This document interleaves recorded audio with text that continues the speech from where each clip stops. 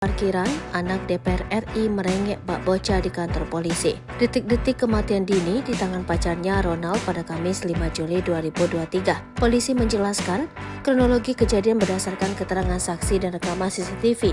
Jika mendengar keterangan saksi, nyawa janda satu anak tersebut boleh jadi bisa selamat. Sebab saat Ronald menganiaya pacarnya, ada beberapa pihak yang mengetahui. Sayangnya terkesan tidak ada satupun yang mencoba menghentikan perbuatan anak anggota DPR RI tersebut. Berikut kronologi kejadian berdasarkan keterangan Kapolrestabes Surabaya, Kombes Pasmaroice.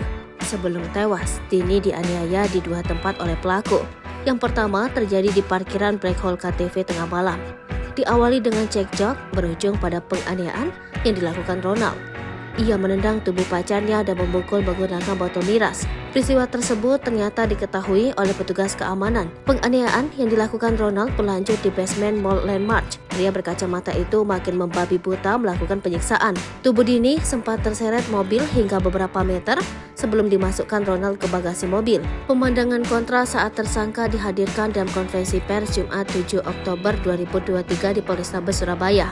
Ronald terlihat menangis saat dikirim keluarga polisi seusai konferensi pers. Tidak sepatah kata pun keluar dari mulut anak dari anggota DPR RI fraksi PKB tersebut.